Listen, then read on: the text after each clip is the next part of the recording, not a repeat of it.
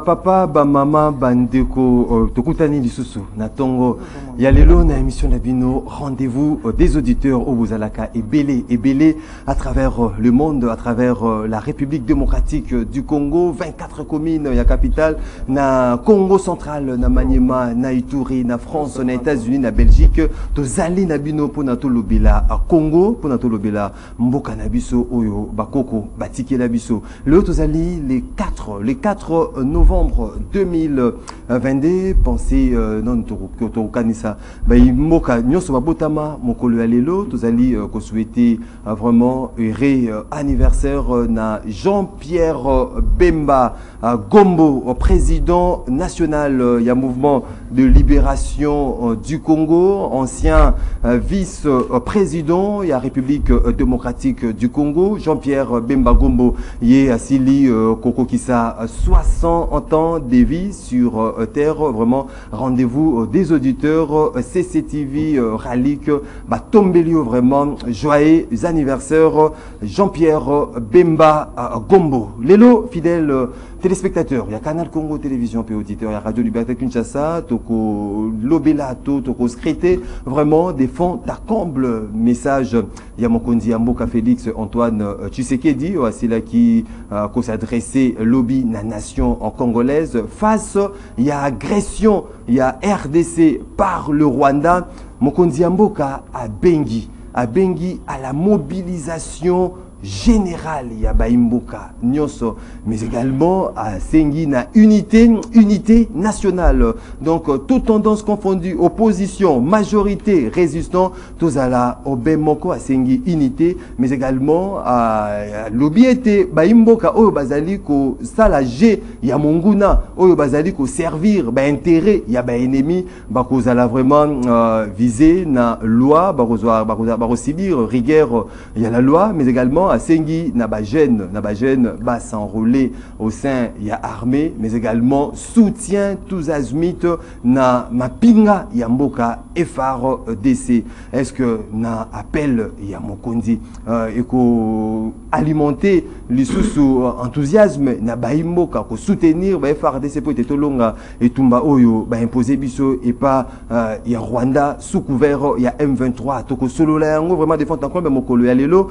na bino ba auditeur na ba téléspectateur ya Canal Congo Télévision, mais également na ba invité na biso na tongo ya lelo na studio à Canal Congo Télévision tozali nandeko Joseph Kajingulu oazali moko ya ba cadre ya ACR, ce parti politique, cher Eliezer Tamboué. Bonjour ndeko Joseph Kajingulu.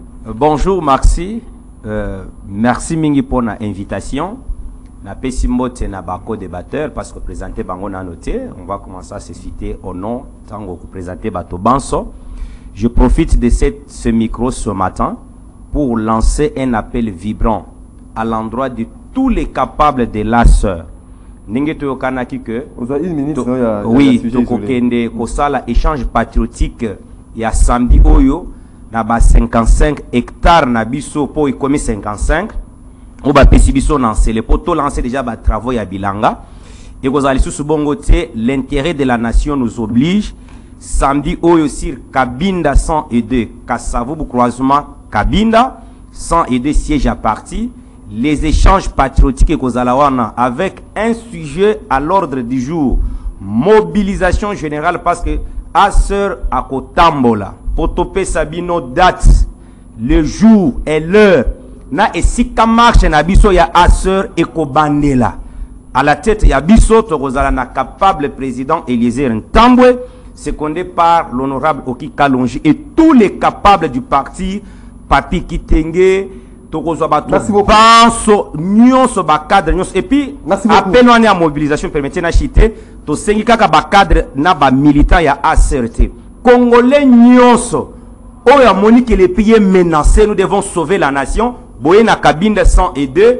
ACR a coupé sa modalité comment toko tambola pour soutenir agression ya est ya mboko ya biso. Merci beaucoup. Mboka ya bakoko. Merci beaucoup. Toko tikata centimètre mon côté entre les mains des individus. Merci beaucoup ndeko Joseph Kajingulu. Vous allez na ndeko Pati Louvanga, Oazali coordonnateur, il y a communicateur à Union Sacrée Mbote na de Kopati, on va profiter de une minute directement. Oui, merci beaucoup. Moi Namboka Maxi, Mbote pe na ba co-débatteur ba soto ngene na nzela plateau, Mbote na ba Kongomani ba kolanda biso bipai na bipai, sans oublier ba diaspora ba so ba ngelo mboka ngele. Na pesi longo nyamoka koso na famille politique na ngai pe na leader partout ngai.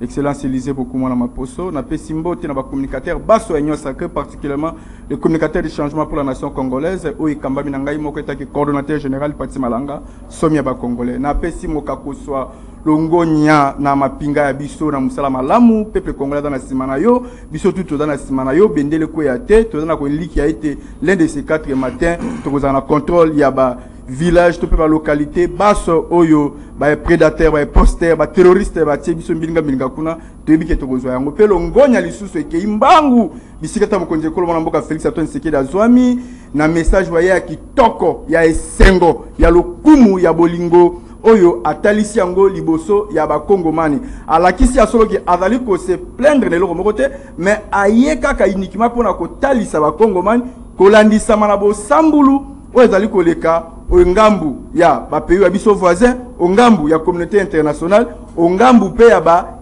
usurpateur. Merci. Oyo ba mi benga ki baza ba Congolais mais ndoka ni bazala kana ba Congolais te. En tout cas totondi sami na saipe population nga nyonso ya commune alimité somme ba Congolais taki futur candidat na bino atombeli bino pe ka. Merci beaucoup de Kopati Malanga. Ndeko Serge Taboko cadre SID Mbote na yo. Mbote ndeko Maxime. Na todi d'abord pas Nzambe oyo a permettre que tokoka komona na bandeko na plateau ya lelo pe na yo moko pe bandeko bazwami na ngambo ya masine pe ba Congolais nyonso bakolanda biso na mokona lelo lebe ke tokolekisa tango malamu po eke tokoka ko loba po eke mboka na biso kenda liboso contrairement na bandeko na ngai balobi ki bazana esengo menga na zana mawa po eke tango naza komona ba image ya bana ba 2 ans ba 3 ans bazotambola na ba kifunda bato bazali koyenga na kati ya bazamba bato bazali ba misusu na ba condition oyo nazali komona ba image c'est-à-dire ba chance bazala violer bato bazali tuer lisumu na bango basali kaka po baza ba Congolais ne passe ezana motema yango tozali pe ko yebisa na baimboka eke président Fayulu azali koya kati ba programme na nyonso azalaki nango pona kwa ko mobiliser population parce que ototika nango lelo bouclier zakaka moko c'est-à-dire population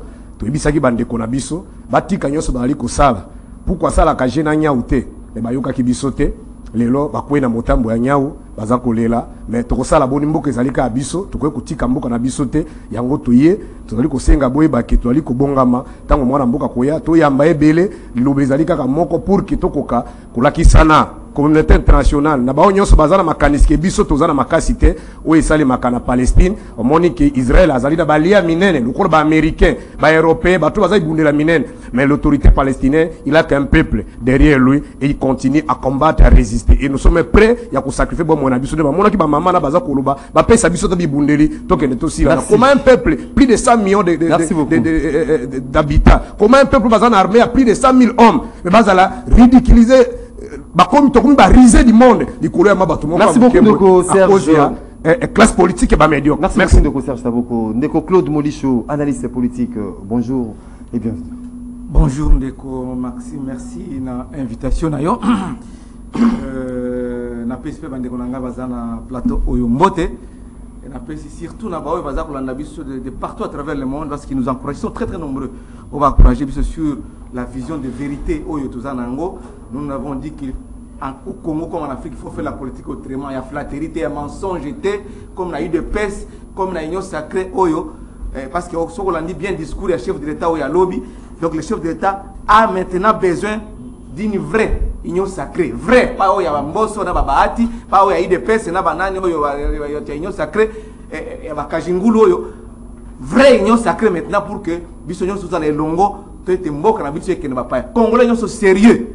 A kolinga tamu kolomoko te même un centimètre carré ya mboka na biso Congo ekende na ba pa ekende ba Rwandais ekende na ba Ougandais ekende na ba Burundais na ngina yebisa susu bandeko bazala na biso ke émission yo tata ko tourner lelo tozana Gombe awa na boulevard 30 juin courant ikele V courant exact to tourner en un générateur et peut-être yé moko présentateur akoye bisabino, c'est-à-dire que chef de l'État, bateau besoin qu'on nomme bango na SDEL, na régie des eaux. Pas si donc s'il n'y a pas de courant, il n'y a pas de vie à Kinshasa comme partout ailleurs, il n'y a pas de développement.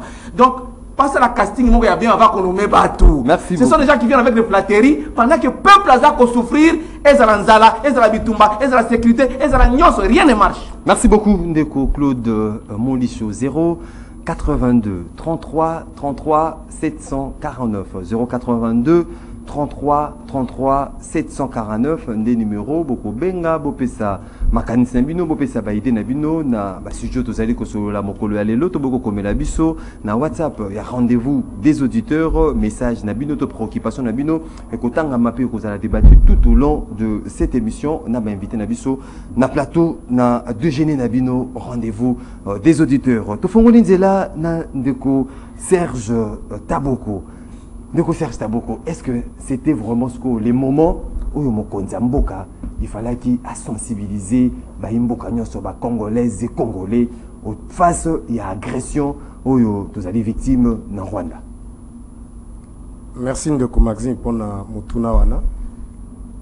Oui, tout c'est peli na elobeli nae malheureusement il s'est mis en retard.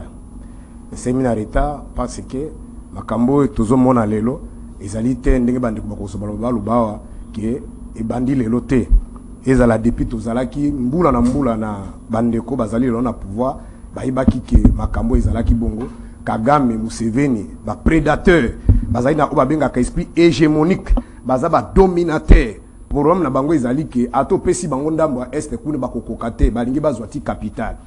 Alors bandi ko basalaki mayele ya mabe ko négocier na bango ko sala ba stratégie ndenge ba ndeko manipuler na ba parti politique ba même bango tina gestion ya mboka to ebisaki bango mais lelo lokola conscience wana ekoki kozonga mais pona mokuse je suis un peu dubitatif na elobeli ya mwana mboka Félix na sepela makamba lobe ma alobi pe na nyonso esengaki alobate pona nini parce que na kati ya bitumba esingalaka d'abord kolakisa na baimboka monguna elingo bakiko décrit adversaire to monguna pe ko yebisa na baimboka biti to ba démarche nini monguna azali nango nde tango koloba makambo na nyonso eko permettre so tale sale makana ba Sahel kuna ndenge za la ba américain bakendaki na Ukraine partout na ba bisika tu bitube bunda maka ba yebisaka da ba ko décrire d'abord identité ya bato wana baza banani ba uti wapi basala kanini pe baza ko revendiquer nini eko permettre na yo leader o ambale population ndo moni par exemple musée nde ambalaki population pona ko talisa identifier adversaire pe atalisi likanisini na adversaire azana ngo c'est-à-dire na posa dominer biso alors bito ko zala ba esclave ya ba toute cité. Je crois vous avez vu et ça là que Congolais soit la mouka mais na discours na bango depuis ba bandi loko zo salanga surtout passe je crois ceux qui ba kozana bato ba kokanga biso to kozana liste liboso baza ko pekisa bato ba bazala na discours exonophobie bon exonophobie ni ko ba kaka rejet ya nani il y a groupe ya bato il y a un peuple tango ndeko Félix na gouvernement na porte-parole bazali ko pekisa ba Congolais bakokate kozana un discours exonophobe na bandeko wana en autre te balingi koyebisa bango ke tolinga bango mais ba communauté baza ebele awa combien ba communauté ba indien ba libanais baza na bango awa mais siko pona nini e pas bango ekomaka cristalliser komaka na discours na bango nyonso bazangaka yango te lokola congolais to ayi bandeko to ese bayebi ke bango nde bazali koboma biso soki bo baza na kati armée na ba service de sécurité ils travaillent pas pour nous ils travaillent pour nous exterminer siko bino bozosenga to rejeter bangote puis c'est un discours xénophobe nde kolimbisa discours xénophobe na ngona zali kolimbola peut-être ça en français la linga ndiko bakake ko rejeter bato wana te ko boya bangote mais siko muto za ko bomayo muto ali ko egorjo tala ba image ne baza ko tia bato banzete ko boma siko to sala bango nini to linga bango to yembela bango to sa rosambo pona bango nde pasi ngana za na besoin tango bandeko Kazungulu akozo maloba na ebite a na pesi ndeko nanga nani meda mbote na okipe za isusu kuna te akozo mobile bisana obiso siko to sa na bango nini to banda ko sa rosambo pona bandeko ona ozo comprendre donc nde elingi koloba ke eza mabete ndenga lobi mais esengela ke kenda na bozindo ndenge alobi wana mais eloko zo toyebi on comprend pourquoi bazali ko cristalliser likambo wana parce que bayebi ke Kagame tenté de chercher les éléments de langage so ba meki kaka lo ba bien pona ki bazo sakra bande konanga kuna yango nazali koya mais on n'a pas le choix c'est le peuple vous comprenez biso to sali bango mabete plus de 25 à 26e année goto zoken on nous tue chaque jour lisumu ni tosali ka poto za ba congolais lisumu ni tosali ka poto za ba minéraux siko bato ya bongo tosala nini concrètement tolobite que politiquement les canaux télévision abike boma Rwanda mais permettre na congolais à résister à corriger les bosona mutali pour agresser mais ni kambo ko ke discours xénophobe te bon nali tolo bani tolinga bango tango bande kwa kozoma loba basungana no biso poto yeba eloko ni tosala bato baza ko boma biso. Merci beaucoup Ndeko Serge Tabokonde ko parti Luvanga ezalaki moment ya mokonzi mboka benga à la mobilisation générale, il y a Baimboka, unité nationale entre opposition, majorité, résistant, mais également mise en garde sévère au Yate. Na Baimboka Mosusu, Bazali ko servir pour na intérêt, il y a ennemi, il y a Baimbo bateau, Bazali Banguna, il y a République démocratique du Congo. Merci Minginde Komaxi, Longo Nyali Susu, Namana Mboka Félix Antoine Seke, des pères et des mères, des Yus Sanguinus, des Yus Soli.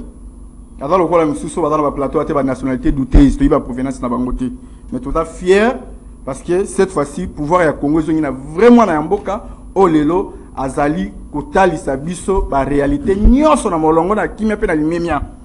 Na vana contre Mozindo, na motuna qui toko o ngai na ile na émission lelo, na koyebi sande komo lisho, que tango tata mo konze kolo, a lobby yango, parce que, ayebi na ko expliquer bana mboka kolandisa mana ba réalité, n'y soit constaté. Utaye a fait un grand pouvoir ya bokonzi boye à Congo. A lobby yango na cadre ya redevabilité. Ada na droit wana ya ko expliquer biso ko ngamoni. Ndenge a expliquer ki biso ko landisa mana coalition o ya bo sambulu. Ya ndeko na ngai afandi wana molisho o lelo to kenda ko panzana na yango to kenda ko boma yango. Tata ko konje ko expliquer biso ko tali sa comportement ya ba prédateur ba imposteur. Comportement ya ba hypocrite. On va s'appeler dans un de Komolisho, on va scribe, on va faire des sadissains, on va l'accès qui vis-à-vis la coalition, il y a FCC Cash, on les lopé à Panza qui a c'était le moment. Donc, il collaborait que ce temps qu'on a le libre monde des apports qui a beau maillon sacré, toi qui est dans l'union sacrée à Dini. Il y a beau sambolo et bino, bino, vous êtes sur la door, vous êtes sur la soloté qui est tout ça dans la bino, d'enya ma baie. Bon, nous, quand on va apporter qu'à idée, ma canicipe pour l'avancement à Congo parce qu'il y a une tout est sur la besoin, tout qui n'a pas de discours, il y a division. Il y a pas de tribalisme national. Il y a mis balé. Azote ngana mamba lotiliki. Lotiliki. Obosse ni bo sambulo bino osena mamba lotiliki. Déjà na bino botiaki aza. Est-ce que côté ala bolo côté. Ozo répondre ngana limité aya na ba aya susu na ba propos moko. À cause de on attend week-end. Non. Déjà wana a signé accord moko contrat moko avec degré à gré na ba Rwanda. Obosse nyango contrat wana ba bimisele mbongo ina faire déjà ba 2 millions de dollars. Et là qui contrat moko ya ba 6 millions et quelques. Na 2 millions de dollars babimisa wana. Basala le ronin. Et là pour mambaso ba compter tout conso ba biloko mikemi. Basomba yango, basala yango. Et loko moko te ba Rwanda wana chile basonga na mboka na bangoti. Société na banko na nini? Proko. Bakenda bangwana baza ko soutenir nini? Ba terroriste ba ko pena estate. O baza ko bomela biso bande ko na biso ba ko vile biso bande ko na biso. Après le ipene tendo ki ozoloba. Makamba lotili ki boko etaka yango te parce que mwana mboka Félix Antoine Sekela ya kuti 3 machines ya minene futi kuna ingade. Merci. Yango ta ndeko molisha alinga banda ko bamba kuta na media na banda ko kondolisa yo pe ko tsongoti na yo na makambo maso lo côté. Merci. Ya na Maxi. Sika. Chef de l'État a expliqué la population na ye makambo nyoso o ya sali. Uta fa na ngwende ya kibokonzi baye. Uta bandi ba démarche baye.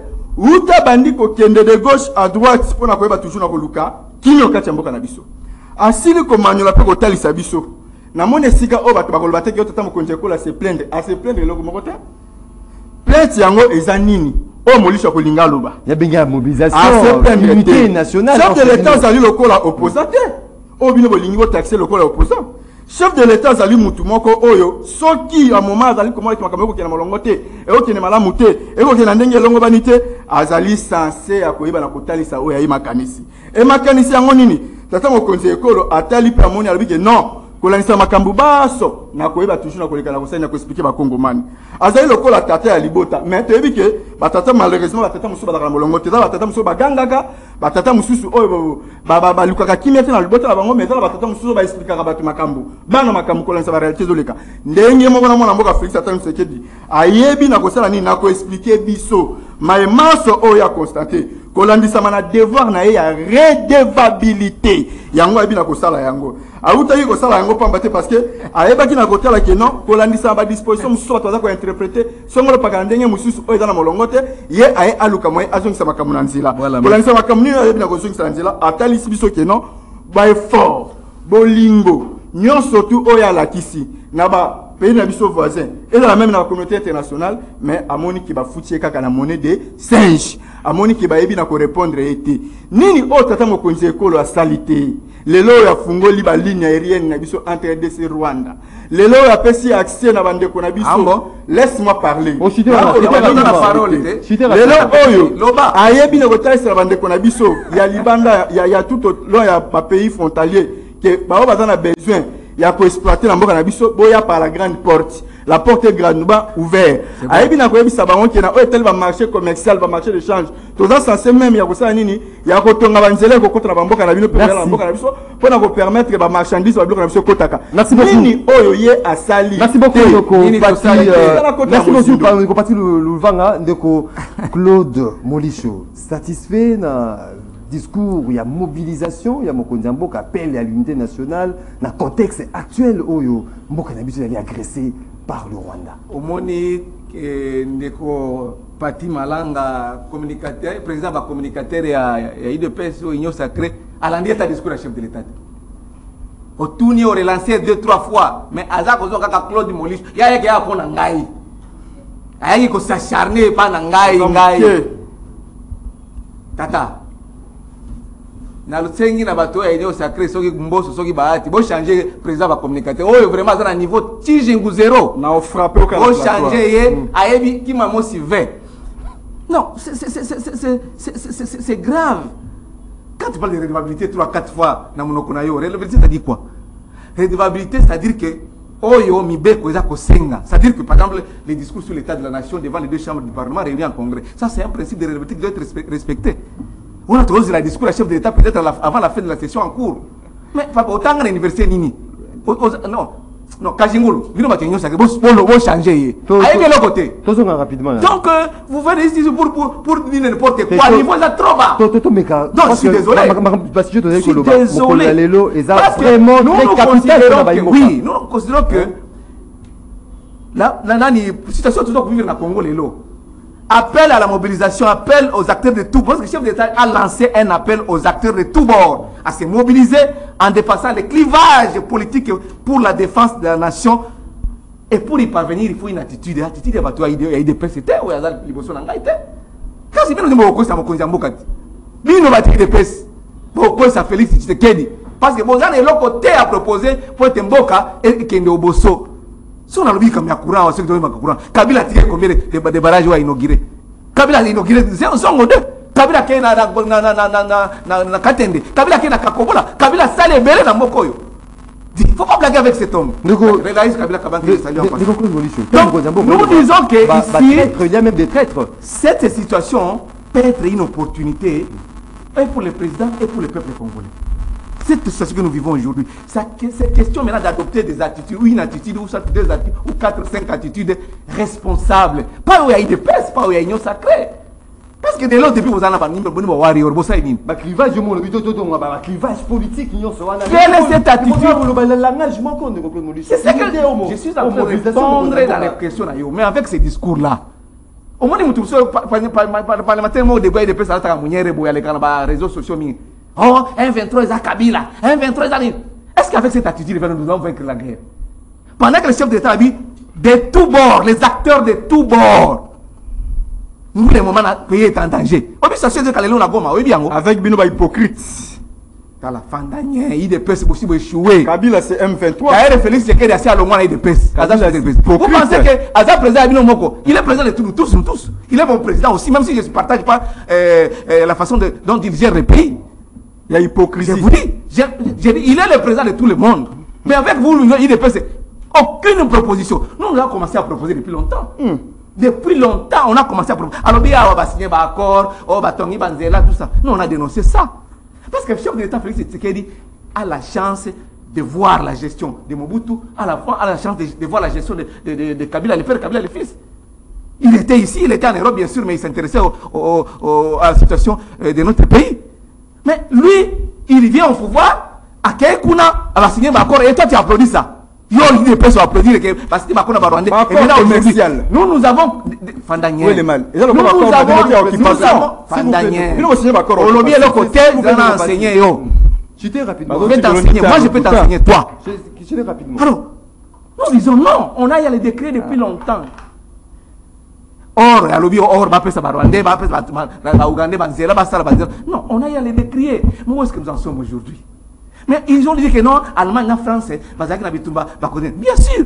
Mais le président Félix peut être de bonne foi. Mais partenaire naïe. Et ça, Rwanda, et Ouganda. Parce que Ouganda, vous ne le citez pas assez. Ouganda n'a pas permettre Rwanda à Kota, na Congo, na Bisso. Sinon, il y a des personnes qui vont côté. Ils ne sont pas de bonne foi, ces gens-là. On a eu les décrets, vous êtes contre le chef de l'État. C'est comme le chef de l'État, comme il privatise, comme il y a Bango Moko. Nous, on allait le dire. Plusieurs fois, vous êtes témoin. Même ndeko na biso azaka on même mission comme le DGA ACP aza témoin ndeko nangai média que j'ai salué en passant on a y décrié bango ba menacer biso ba cahier de personnes ils nous ont menacés en risque et péril. Alors moi nous disons ceci, une bonne vision doit susciter l'adhésion du peuple congolais. Aujourd'hui il faut une mobilisation générale, oui d'accord, mais comment y parvenir? Comment adopter une attitude ou des attitudes pour que tout comment ne s'y qu'on a le col à musée Kabila, les héros nationaux, moi et Wachuma Salaki, en 1998. J'ai terminé. On peut s'en attendre. Dans 30 secondes, il peut s'éteindre. Musée Laurent Désiré Kabila a réussi à mobiliser parce que politique, la vision à Musée Laurent Désiré Kabila est suscité adhésion en population. Comment se fait-il que vision à chef de l'État Félix Tshisekedi est suscité adhésion en population pour la mobilisation générale? Merci beaucoup. Pendant que il y a l'injustice sociale. Bamusus baza kolia, ebele ba député ba sénateur, peuple a souffrir. Peuple a la courante, a la maïté, a la kolia te, za les la mboka. Comment peut-il adhérer même muto kajunga dobenga bango na marche na bango. Azana nzale pa na ye. Il va venir na marche de Guéni. Comment peut-on arriver à mobiliser les gens pendant que il y a les souffrances, pendant que le tribalisme, il y a le favoritisme? Pour ça, il va concert à Wenge, il va concert à Fali, pendant que le pays est agressé le même jour dans les Rouchou Centre Kouaï. Merci beaucoup. Pendant que. Merci. Merci.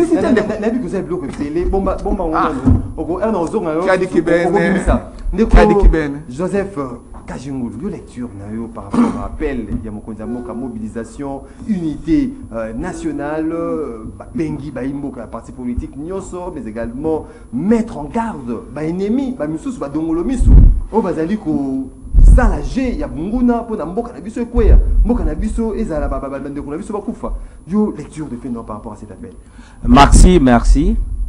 Naoki, j'ai eu la grâce. Il y a les trois de mes frères balobi la fanda qui kimia bafanda pe kimia poto sur la mboka. Je commence avec mon frère de l'Esidé. Alobi bako peki sabiso pour ne pas avoir un discours xénophobe. C'est avec raison. Parce que ne konangai et il y a eu un grand discours au Rwandais bako tenir à travers le monde pour justifier leur situation dans la sous-région. Nous sommes les nilotiques, patati patata. Ceux qui t'ont vu sans sa discours, avec le patriotisme, tu peux avoir raison. Mais ceux qui t'ont tenu en haut, tellement que Bango, rappelez-vous le secrétaire d'État américain Tangoyakiao, a commis na Rwanda lobby, interaction na Bango na Rwanda y a différente na où y a ba Congolais. C'est pour dire que tacitement, ba américain bali na bisoté moralement. Là, je passe. Je viens chez mon frère Pati de l'Union Sacrée. Non, Claude Molicho a raison. Amen. À un moment, il faut Amen. comprendre les choses comme républicain. Amen. Lorsque Molicho vous dit que le chef de l'État, dans son discours, l'appel, c'est pour tendre à la vraie union sacrée Yamboka et Yali Solo. C'est faux. Mais Fanda qui ne me dérange pas, monsieur. Il y a un qui dérange, monsieur. S'il vous plaît. Écoutez, pourquoi je l'ai dit? Aujourd'hui, pour ça, Nakatia Oto Bengi Union Sacrée, bien sûr. Mais Batoto Bunda na Bango Bitumba contre Kabila, Bali Banda. Martin Fayoulou, Frank Djongo, Balie Bele Badjomi Dongala. Et aujourd'hui, vous voulez nous dire parce que vous êtes avec les Bati Lukwebo, Boalina Bambonso, Boalina Bassama Lokonde, et puis toutes les grandes institutions là sont gérées par Bayebazaka Nakabila. Il ne fallait pas venir ici braquer avec la nation. Les chefs de l'État, pour tenir maintenant sur les discours, félicitations président de la République, c'est un discours responsable, rassembleur, un discours d'un homme engagé pour donner la solution au pays. Est-ce qu'il y a adhésion maintenant nationale? Adhésion nationale et Yali Sikoyo, nous devons être sincères entre toutes les parties prenantes. Kotala, ce que l'opposition propose pour l'intérêt de la nation, Kotala Obaye Bazana Bokos, proposer pour l'intérêt de la nation et co-capitaliser Yango Ndeko Maxi. Quand tu prends au jour d'aujourd'hui, FCC cash, parce que ici j'ai vite compris que dans l'essence de ces discours, na réalité en Canabiso, il fallait d'abord qu'il y ait une dynamique interne très solide et très assise. À l'interne d'abord. Parce que si le plan national, international, qu'est-ce que le président de la République a salité? Parce que moi j'ai toujours demandé, notre affaire est Yali avec Vazen Abisote, Bali Mike. Notre souffrance avec les 5 membres permanents de l'ONU. Parce que la preuve, rappelez-vous selon l'histoire, Kabila aurait signé na Yokaka avec les Chinois en 2006.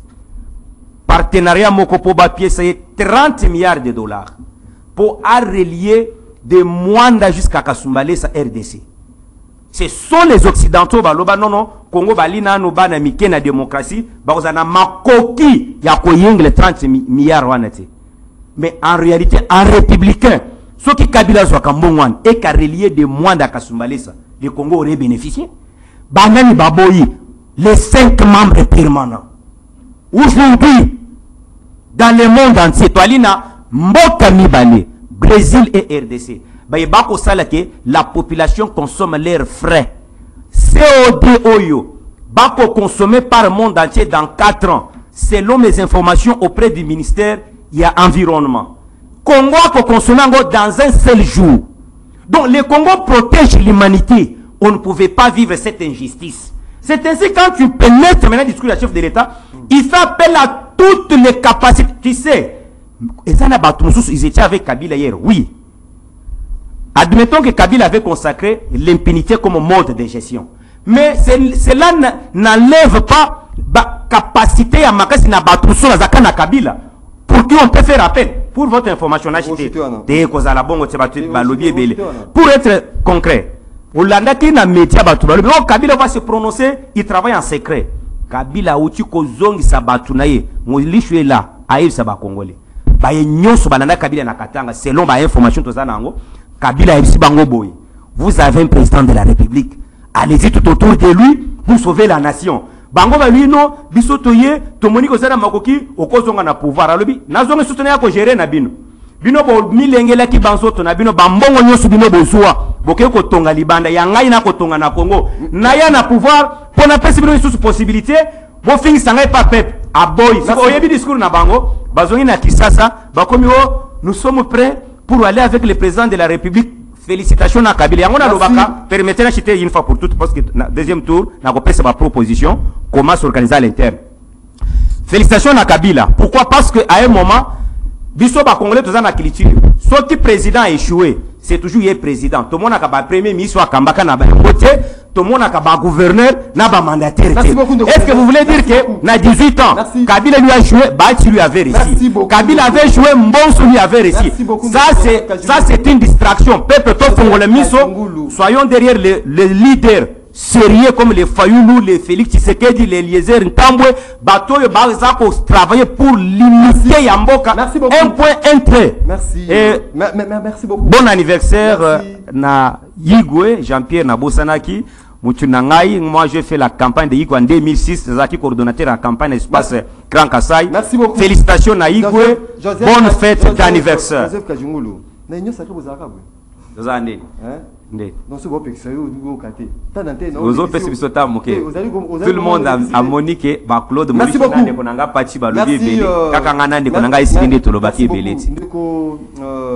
Serge Taboko.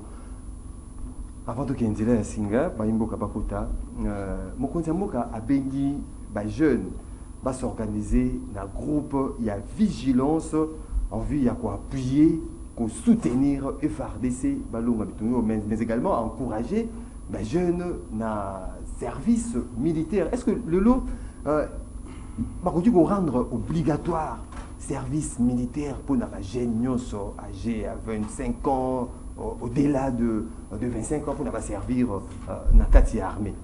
Merci Ndeko. Bonnet, mais on peut mettre un gapena pour qu'on répondre. Il y a que émission na yo ezali vraiment trop capital mais ta eza moké. Na ngina zonga nano sima rapidement na makambo. Olobi d'abord olobi makambo ben ennemi bande ko bari agiter. Mais tant bazolo ba ben ennemi bazali intérieur. Mais Olanda ki nani député onani Ntingi Pululu. Atangi député ko komone nani. Ceux qui ndaishimiye na ceux qui mwanga chocho. Moninga bien ngana zama militia. Mungate yondo zana bango. Est-ce enquête c'est bandi. Osiko ben ennemi bo lukawa. Bon, na kepa ndekonangai alobino ndekonangai Kazungula alobino moni discours wana yangonde Kagame azotambola nango. Bon, ce que tu l'as dit à 98. Mais quand on posait la question à Mouzé, c'était clair. Bah organiser biloko na bango kuna na ba RCD ba ko exterminer biso. Vous n'avez pas des images comment on tuer ba sango ba tia ba bon. Siko linga ya sala nini? Ces gens-là ayebi kiya zaki na bango linga sala nini? Alo bani. Te ne bazo ba biso bongo to sambela pona bango. Ndenge naze ko luka bo pesa biso discours un autre discours parce que depuis makambo sa meki 98 on va congolais ba luka ki ba se défendre pona mboka na bango liboso ba agresser ba yaki tia moni ndenge mboka ezala ki envahi na bango to se défendre peuple se défendre bon siko lelo à part wana mona mukoni ba congolais ba ndenge ba bomaka biso ma fin d'ici na ba bangola na ba Congo Brazza o mona mukoni ba congolais ba luki ba ronde ba ko bomaka bango mais ce sont eux qui provoquent chaque jour les congolais meurent chaque jour. Ça c'est un faux débat. Vous craignez peut-être ma kamususu. Bon, discours on a encore ministre bato bazana pouvoir. Là bande compte il y a eu des pètes qui en opposition. Le lot a commis le pouvoir va changer discours. La communauté internationale ndenge lobia, il y a 5 grandes puissances. C'est que le droit de veto. Bango de bato bali ko sa nini? Konyo ko la biso. Bango de bazali, il y a un complot international. Papa, depuis l'histoire de l'humanité, tango guerre bundama qui première guerre mondiale. Complet za guerre banane. Deuxième guerre mondiale, complet za guerre banane. Tango Russie na Ukraine bazo bunda. Ukraine aussi qui crée dans le complot international. Chine na Taïwan bazo bunda un petit pays. Est-ce que Taïwan a lobby que c'est un complot international? Papa, depuis l'histoire de l'humanité, le monde est basé par les rapports de force. Parce qu'il y a toujours des intérêts économiques. Donc, bino on va s'organiser. Tango tosi pouvoir. On a dit que Kabunda lobia. Ni sika to somba ba avion, to somba bi bundel. Biso to lukena ko engraisser ba député. Ko somba ba jeep. Est-ce qu'on a quand comme temps de ça ba ki te ko somba ba arme te, somba ba député ba jeep. Tango tozo matisa ba salaire ba député. Quand comme temps de ça tozo tinda biso. Tango to luki armée la police rwandaise ya ko sécuriser biso. Voilà pas la communauté internationale. Lorsque nous signons des engagements, des accords flous depuis ça ne cite qui non les lots. Les Rwandais les autres va contre ba service na biso. Voilà quand communauté internationale tinda biso. Donc c'est quoi par rapport à mutuna nayo? On m'a biso tango. Oh ndiko. Biso tanto aki bana mikendeko. Tozala ki komona mutu nyoso na posa azalo ala za militaire. Yebisanga jeune nano ko pesa elenga za la militaire. On se comprend. Parce que mongo ya mboka ezali ya ba politicien. Ba militaire bo débrouiller na ndenge na bino. On se comprend. Congolais commission a coûté la police a coûté na ndeko militaire na ba état-div. Le quoi na journaliste moka binde ko na moni ba soda ba zo na 23h na sauté mi ba yena porte abi obiki. On se comprend. Ah na salongwa. Ba ebisi amoni ba police ba zo ya sauté mi la côté na pan. Ba ebisi obiki. Merci beaucoup. Ndekorangai. Limbisa ndeko pardon. Limbisa non non rapidement. Oh là là. Ndeko parti Louvanga, lelo ko s'enrôler na armée pour na ba jeune. Est-ce qu'il faut comme obligatoire mon Nzamboka encourager pour ba jeune il y a s'enrôler na armée pour nous faire face à agression. Merci beaucoup mon Mboka Maxi. J'espère bien que Ndekoranga molisho kozangelo ka koloba ndedo lobise biloba loba.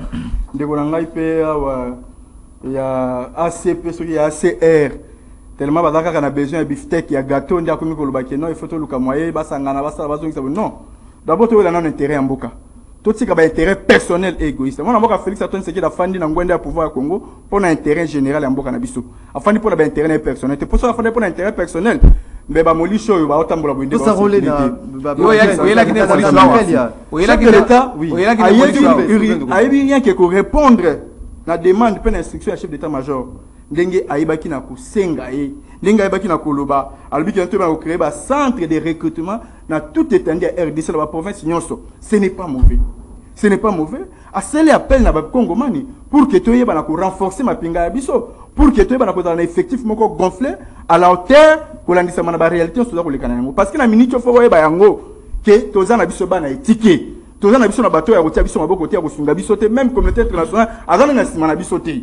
Et le Kambo Congo na minute biso moko to sala ni to fungola miso to la ta souci ya mboka na biso to na sima ta mokonzi kolo pe to na sima pinga na biso pour que to pesa accès na monguna à côté pe to sala to ayi na ko sala appel à la vigilance dans le sens que biso ba jeune à venir il y a appel à mokonzi il y a adhésion populaire est-ce que ba imboka so ba d'abord il faut retirer nana ya maxi il faut ba yango ke moi na mboka Félix Antoine Tshisekedi azali fruit alternance azali fruit ya individu moko songolo pakala tia fruit ndi ya ba congolais biso ne batuto sala ke 2018 to kena maponami to komise wana ba molisi ba boy ko organiser élection en 2016 pour pas s'éterniser dans pouvoir mais ni tété l'acceptation to accepter qui sacrifice suprême pour arrêter l'hémorragie du régime Kabila en 2016 le 19 septembre to bimaki nanzela pour que mon lille sona Kabila ba yeba ko ba décision o ba zoki que non icto facto na 2018 to bokisa to kena maponami c'était pour cela yango le mona mboka Félix Antoine Tshisekedi afin d'engonder le pouvoir. Félix Antoine Tshisekedi d'abord qui a posé la rébellion, il y a aussi la guerre, mais quand il y a la maponné pour faire d'engonder le pouvoir.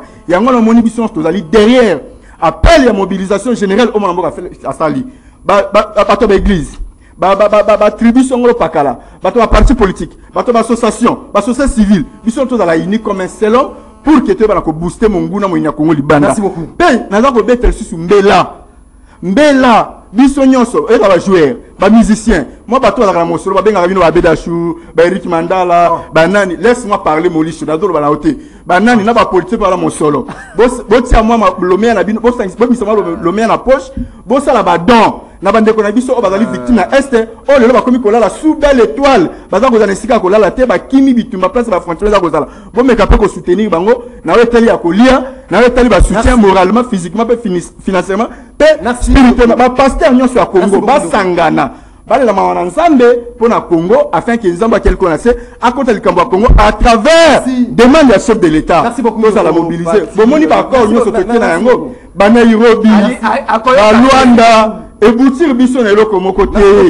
mais cette fois-ci to da fier que ce que ça unis comme selon solution ko zoma mon lit sur la tête à Congo pour ça la politique à la NP donc il qui besoin na sima M23 bon Luka bon bimisande pour qui me parti malade linga to kende na mission ndenge to bandaki calmement tranquillement pour na pesinga 3 minutes ya pamba maxi 3 minutes on bien le côté et loko ba bino bozali koloba pona en bien mboka na biso ndeko Claude Molisho appelle na moni kuna ba connaître cette parcelle n'est pas à donc le Congo n'est pas à vendre balkanisation ezalité ndeko Claude Molisho mokonzi mboka lobi ko créer un groupe la vigilance pour soutenir FRDC mais également ba mboka ba s'enrôler ba na jeune ba s'enrôler l'armée pourquoi pas qu'on rendre peut-être obligatoire aussi non nous sommes à 25 ans ndeko Maxime au permettre nga mukena recadrer mutayi de pêche azali bosona ngawa vraiment ils ont mawa mingi si c'est comme ça que le pays est géré non soni mingi beau changer président ba communicateur de pêche à oyoté dans cette histoire là je dois fixer ça il y a pas quelqu'un qui est le président des communautés quand il dit que non la communauté internationale Azana Bissoté n'est pas avec nous. Mais vous avez chanté ici, on me dit pourquoi? Diplomatie agissante, diplomatie agissante, diplomatie agissante. Vous avez combien de diplomatie agissante? Diplomatie agissante, ils ont où? Non, papa Nangai. Mais peut-être ceux qui n'ont pas Kintando, qui s'ingombe ou bien qui yombe pour boyo Kangai. Oh, papa, oh, babé, d'acheter la cotisation. Cotisation à Nini.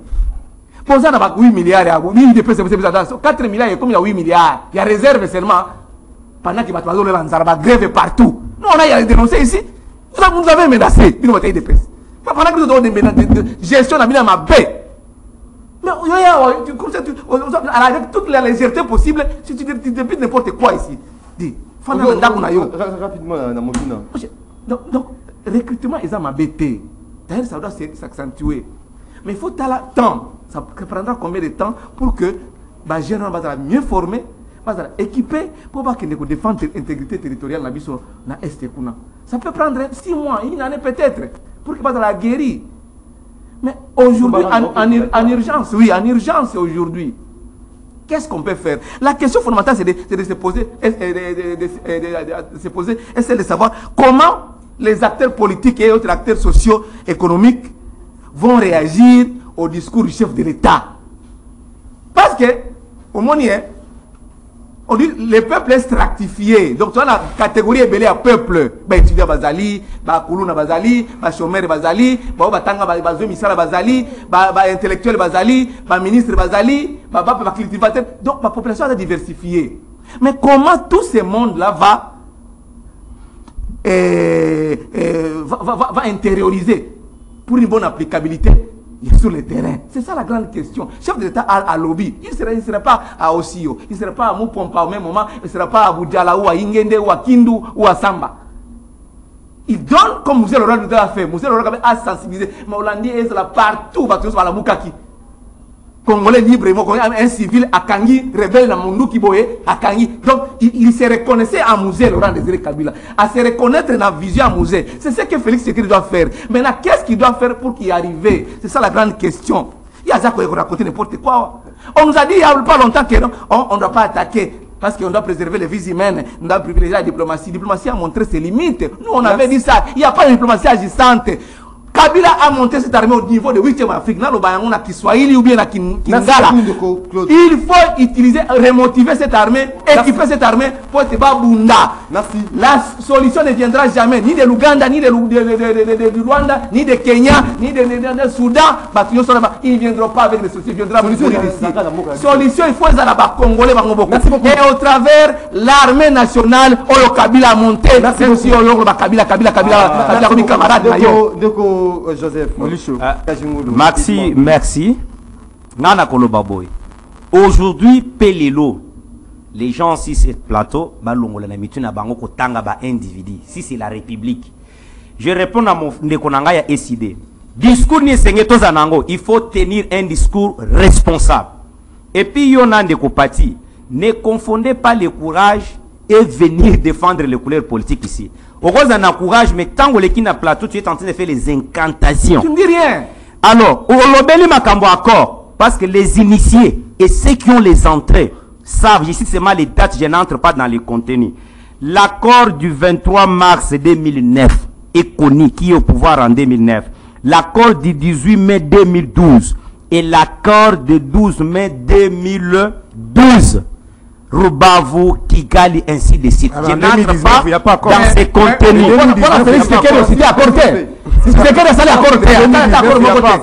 Non, il faut aller jusqu'au bout. Non, c'est qui tous les pays. Non,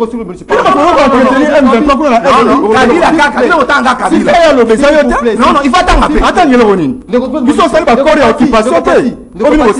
Donc, Patito respectera Bato Balanarabiso. Donc, nous allons avoir une émission rendez-vous auditeur, Bato Belé, na plateau, na présidence. Alors, s'il vous plaît, sur ma pession maloba au lobby. Vous allez au lobby, Tikae à loba, n'a pas de repère Sabino maloba. Et elle était yo, vous allez diriger l'émission, ton Molicho, nous allons présentateur et émission rendez-vous auditeur. Donc, Joseph Kajungu. Maxime, merci pour l'essence d'autoritisme que tu viens de faire, parce que ça, c'est une honte. Omoni. Pour fixer Molicho, parce que tu es dans un débat avec Pati. Jusque-là, il faut noter, il n'y a aucun coordonnateur de communicateur de l'Union Sacrée. Ni Pati, ni notre frère Donald Kabasele se sont autoproclamés comme tels. Et pour citer, pour votre information, l'Union Sacrée est en train de se structurer. Il y a eu même des responsables nommés. La liste n'est pas encore rendue publique pour toutes les provinces. Ça viendra avec le temps et vous verrez maintenant la vraie équipe de la communication de l'Union Sacrée. Ici, ce n'est pas le cas. Mais voilà pour la dynamique interne. Donc, l'autorité budgétaire, qui est le Parlement, va maintenir l'institution, il y a la République, na traitement, il y a budget, il y a 2022. Cela veut dire il y a 10 milliards. 4 milliards d'ajouts, et Bakissami, la loi des finances en cours, bazwa 4 milliards nyoswana ba versango na armée. Là le chef de l'État a lancé l'appel à la jeunesse. Jeune Soka Monique, le tout dernier militaire a touché $400, toute la jeunesse va intégrer l'armée sans problème. C'est ça la justice sociale. Alors il fallait pas que ça là, il fallait plus céder aux caprices des politiciens. Et deux, diminuer la taille gouvernementale, remaniement Zoya. Il faut que la taille gouvernementale est à la réduite. Pourquoi? La train de vie là-bas. Même les trains de vie des institutions. Quand je demande la diminution de la taille gouvernementale, ça va entraîner ipso facto la diminution des trains de vie. Et pour demander au président de la République qui doit passer ministre aujourd'hui, que ce soit la personne ou à la capacité, il y a qu'à mobiliser une masse populaire. Merci. Et ne pas prendre les opportunistes batoyo à ministre, mais incapable de mobiliser 100 personnes, Moutouana Kosonga, président de la République. Pour ce qui concerne les leaders politiques, Ngonga Yangoyo, nous avons que le Congo comme pays. Bisoba Moussousso Tozana ba des nationalités. Ba Fayulu, ba Moïse Katumbi, ba Jean-Pierre Mbemba, ba Élisée Ntambwe, ba Toban, soit Franck Djongo. Soyons unis, sauvons notre pays. S'il faut prendre même 2 ans, 3 ans, et réformer tous les secteurs qui posent problème, on doit le faire pour l'intérêt de la nation. Beaucoup, Joseph Kajungulu, et comme il moment, il y a des téléspectateurs, au Bazaliko, au Landabiso, rapidement, message, il y a Baimboka, avant de Kenasima. Bonjour Maxime, je salue les discours responsables du président Félix. Je demande à tout le monde et en particulier ceux de l'Est bien collaborer avec les services de sécurité et de défense pour bouter l'ennemi hors du territoire national. C'est Alain Prince depuis la commune de Kassavoubou. Bonjour Monsieur Félix, ne nous a pas révélé les contenus de ces accords signés avec le Rwanda et l'Ouganda parce que la représentation nationale n'est pas au courant de ces accords. Maxime dit à monsieur le communicateur de l'UDPS s'il n'a pas des arguments à pousser qu'il reste calme. C'est Jean-Paul depuis quelque part. Bonjour CCTV, Yebisa, Moutouya Pépère Dewana, Bazan à leçon, Yakopé Sabiso, T souffrance, Oyo et Banda Kala. Claude Molich fait partie des ennemis de la RDC, il parle beaucoup sans rien dire. Bonjour chers journalistes, je suis un certain Albert Loupi. Je vous suis depuis Tchangou. En fait, je voulais dire, je paie à ces fanatiques de soi-disant union sacrée, afin ils ne connaissent rien, développement et non fanatique. Bonjour, vraiment, na Kamwaki, Bato union sacrée, pour Nanini, langage na bango, échanger que président Yemoko a changé langage wana. Bonjour, Ndeko Maxime, Tuna, Ndeko IDPS, ceux qui Yemoko, Lelo, Akoki, Kokota, na Katia. Armée. Message, message à rendez-vous aux 2 auditeurs. Monsieur Félix ne nous a pas révélé les contenus de contenu. Quel est là, Yasinga, à Potoro Zongela. Allô, bonjour.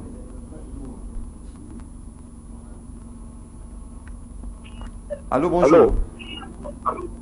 Allô, bonjour. Oui, bien, il y a plus comme on peut m'accancer. Oui. Comment le bagage a pris le code de mon bichon? À noter un mot, pour te répondre. À éviter bichon, on a dit la vie d'un pouvoir. À qui la division, combien de sociétés pour bichon qui va dans la totale qui tient. Après, Félix, il y a le bichon pour le bichon.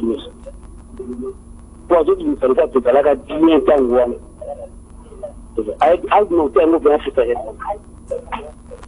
Merci beaucoup.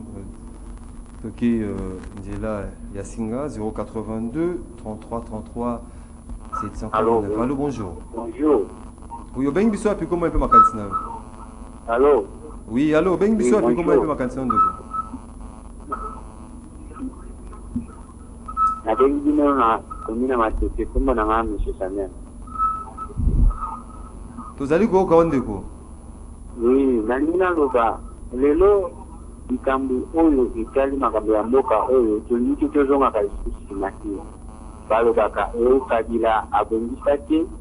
Lelo président tango azi nini peuple congolais a mobilisé akende kokota arme comment ça veut dire biso bajeni oyo toyosisi misala eza te banda ke bani oyo tovandi ya vandi na pouvoir pendant année ninge sila ya suka ayo bakatokende kokota na arme mosala oyo ye amene biso yango nde arme bakor oyo asinyaki toyebi te alakisa biso nano bakor oyo asinyaki na ye bongo biso tokende kokota arme. Merci beaucoup Ndeko. 082 33 33 749. Allô, bonjour.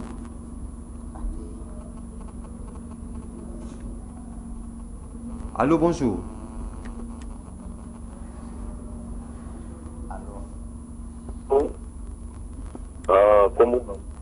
Comment on a une de Kogelor, on a bengi depuis commune ya Bombo. La même Kolobaboy. En tout cas, on a récrit ma casse, Koyoka, Maloba, où ils ont dit na monoko ya pasteur pour encourager l'xénophobie. Pasteur, est-ce que vous avez fier de notre pays, nous sommes en Guinée pour encourager le discours de la xénophobie? C'est un pays démocratique.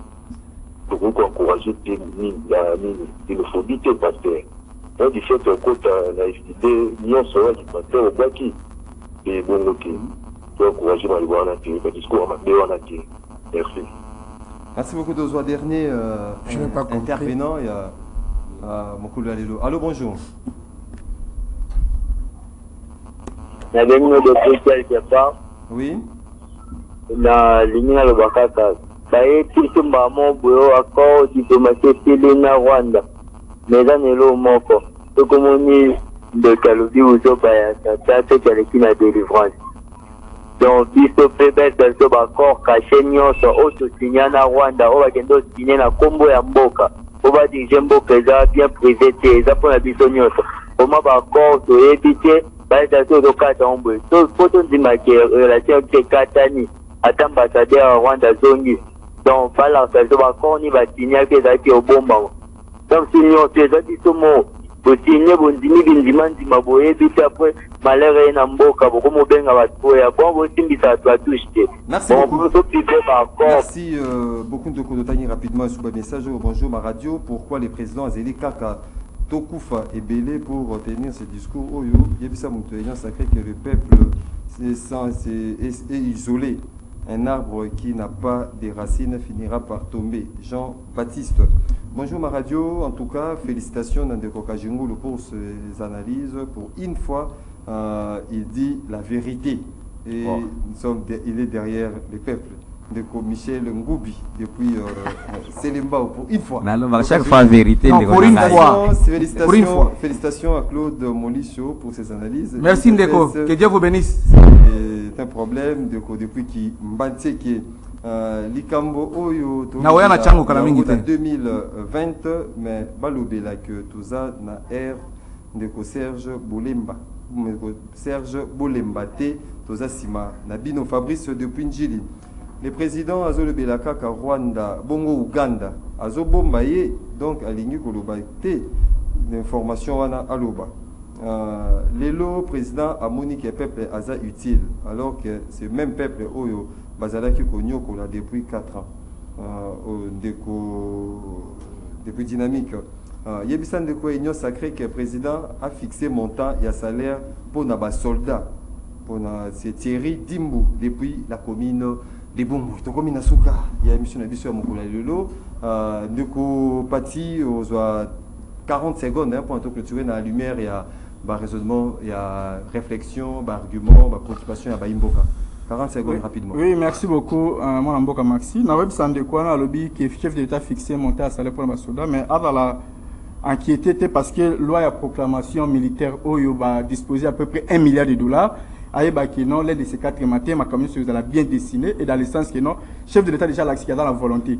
Bakoki au basoda badai ko toucher le bosso na lelo il a différence cela veut dire qu'il y a une augmentation mais na rebi saka ndeko moli chauffeur ba yango non tant bokoti ko yela ki réserve d'échange à mon côté boti biso na budget à mon côté oh lelo ko yela ki ko na réserve d'échange à 4 à 5 milliards de dollars Kabila a terminé 1 milliard 500 millions 1 milliard Kabila a terminé 1 milliard 500 millions au moment où il a fini na so de mutombo bino mo 1 milliard 500 millions au dilapidé aux entreprises à l'état vous avez dilapidé la somme de Moutombo 1 milliard 500 millions. Kabila a tiré la gueule.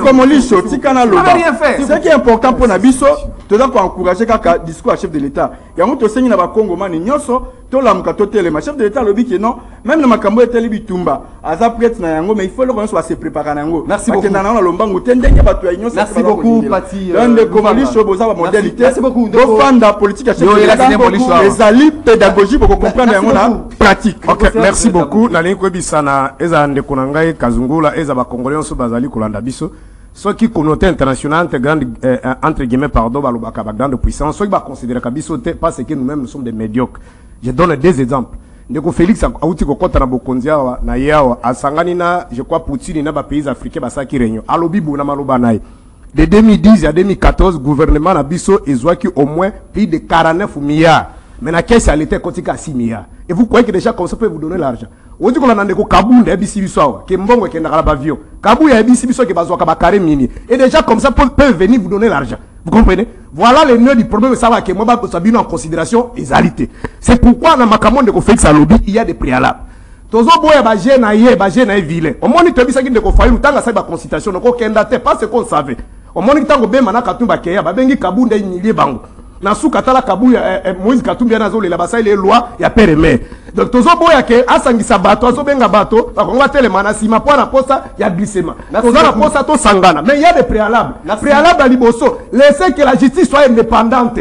Permettre la démocratie na mboka respirer. Bato bali ya fait. Chaka bato te. Une gestion orthodoxe. Une gestion transparente na mboka. Tout à fait soda mbongo malamu azo kende ko buke tout. Nous devons éviter les incantations. Foyulu quand il a parlé comme un responsable. Ceux qui ont carré à Foyulu, ici nous ne sommes pas dans son église là. Je demande au peuple congolais, mettons nos divergences de côté. Adage moko na monoko abamama na ngai lobi, soki ndako ekozika pe mboke ekobundisama. Okosala nini? Na kotika ndako na ngai ezika, na kendana na défendre patrie na ngai. Na bengi mbela toya na kabinda sans idée na commune de Kisasa.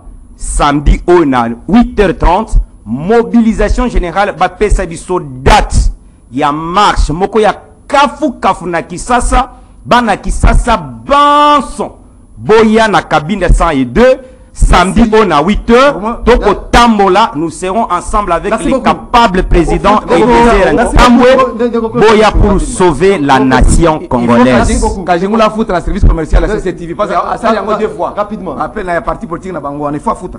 Toi tu vas aller à la RTNC. Rentre à la RTNC, tu viens ici déranger dans une scène privée. Je respecte les gens qui nous suivent et qui nous posent des questions, qui nous apprécient. Merci d'avoir encouragé Ngaï. Maintenant, dès qu'on a posé des questions, Kabila a tiré combien de sociétés? Kabila a beaucoup travaillé sur le plan pour remonter l'économie nabiso. À toutes les sociétés, ni Kabila a tiré combien de sociétés? Tout ce qu'il a facilité. A tiré combien de sociétés? Tanga yango ba yo. Na kotanga lo ba société. Même à téléphone, à téléphone tamba nango na ba société, la téléphonie c'est là. C'est Kabila qui a favorisé. Alors, la paix se gagne. Combien de sociétés? La paix se gagne. Il